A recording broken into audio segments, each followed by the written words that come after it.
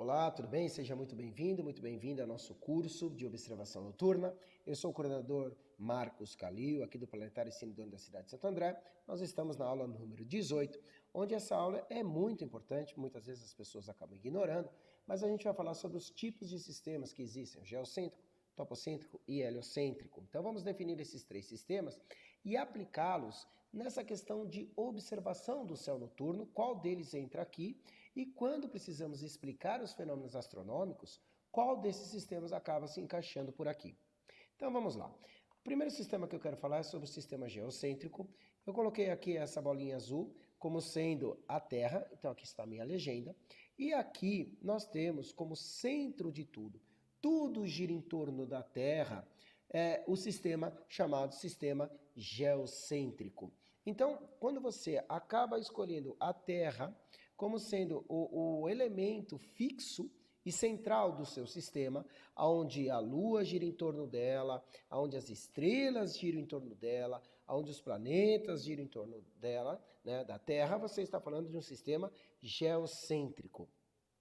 Para as contas astronômicas, da qual a gente se utiliza da ferramenta da matemática, a gente então utiliza o centro da Terra como base de tudo para o sistema geocêntrico. E era assim que os antigos faziam. Eles tomavam como base, né, esse sistema aqui, o geocêntrico, sendo a Terra fixa no lugar e tudo girando em torno da Terra. Muito bem. Agora, o outro sistema que nós temos é a partir do momento que você toma como referência o observador ou observadora. Então, aqui no caso eu coloquei uma simpática amiga nossa como legenda, aqui bem no topo da Terra. Lógico que está totalmente fora, né, de escala, né, a ideia, mas a ideia é que a gente tem aqui a linha do horizonte, estando então a nossa simpática observadora aqui, observando o céu, a gente tem então o sistema chamado sistema topocêntrico.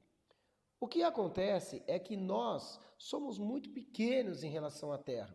Então, a nossa dimensão perante a Terra se torna insignificante, a ponto de que, quando formos realizar as contas, muitas vezes ainda é tomado como base o sistema geocêntrico. Algumas contas matemáticas, no caso astronômicas, né, necessitam da latitude e longitude. Por isso, utiliza então o sistema topocêntrico como base.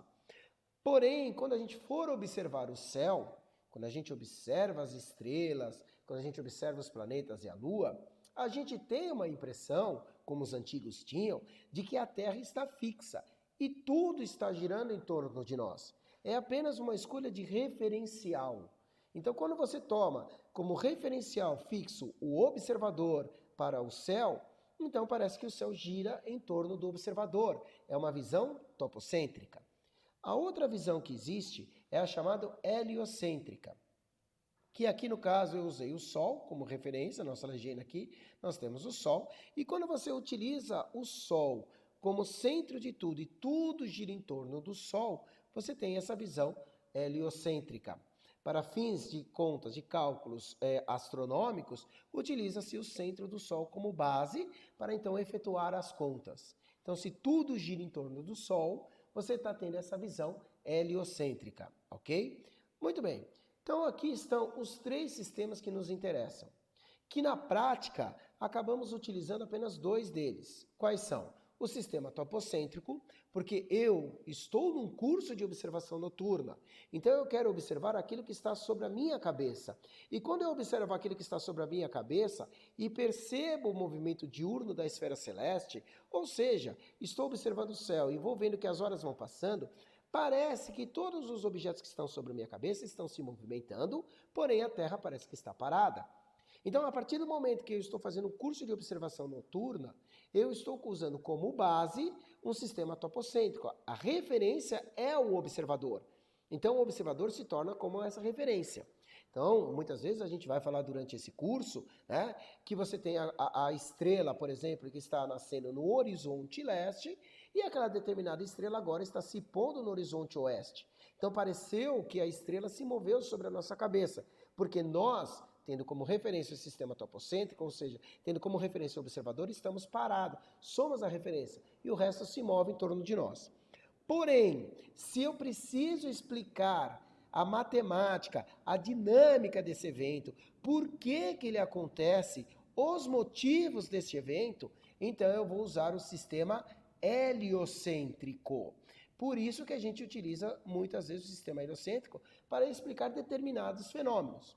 Por exemplo, na antiguidade, quando se utilizava o sistema geocêntrico, tendo o observador como referência no sistema topocêntrico, não se explicava, por exemplo, as fases de Vênus. Ela não teve explicação, não se encaixou para esse tipo de sistema. As contas matemáticas não fechavam para esse tipo de sistema. Porém, a partir do momento que deixou de ser a Terra o centro de tudo e passou-se a ser o Sol o centro de tudo, né? Aí sim explicou-se as fases de Vênus. Ficou completamente entendível como se funcionavam as fases de Vênus e predititiva, vamos dizer, numa conta matemática, eu sabia a fase que ela estaria, Vênus estaria numa determinada época, em qualquer época, ok? Então, por isso que é importante a gente saber as diferenças entre esses sistemas. Por quê? Tomando como base o nosso curso de observação noturna, vamos utilizar o sistema topocêntrico, tendo o observador como centro de tudo.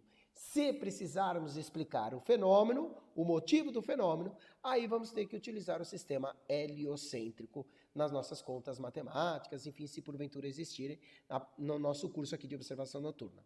Tudo bem? Espero que você tenha gostado. Eu sou o Marcos Cali, do Planetário Ensino da Universidade de Santo André, e até a próxima videoaula.